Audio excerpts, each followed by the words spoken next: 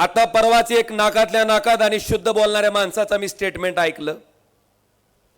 मला वाटतं आमच्या इथं बसलेल्या भगिनी आहेत सगळ्यांना लक्षात येतंय. कुटील पोटात आडी असणारा माणूस, कुत्सितपणे बोलणारा माणूस कोण आहे आणि प्रामाणिकपणे कोण बोलतंय, तळमळीनं कोण बोलतंय हे लक्षात येतंय माणसाच्या.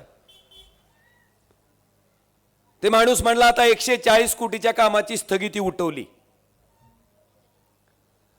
जी निविदा प्रक्रिया तुमची 55 दिवस ते 90 दिवस ह्या दरम्यानच्या काळात पूर्ण होणं आवश्यक होतं, ती निविदा प्रक्रिया तुम्हाला 20 महिने का लागले?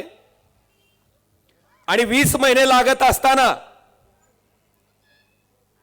त्या कामाला अजून पण स्थगिती पालकमंत्र्यांनी तक्रार करून का दिली?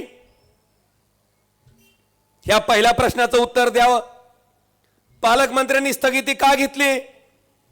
का तर राणा पाटलाच्या लाडक्या कॉन्ट्रॅक्टरला काम दिले म्हणून त्यांनी स्थगिती घेतली पालकमंत्र्यांना एकनाथ शिंदेच्या साथीनं.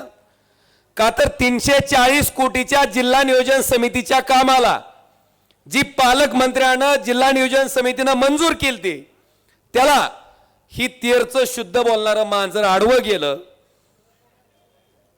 त्या मुख्यमंत्र्याकडे गेलं आणि त्यानं तक्रार करून ह्यांच्या 340 कोटीच्या कामाला स्थगिती दिली.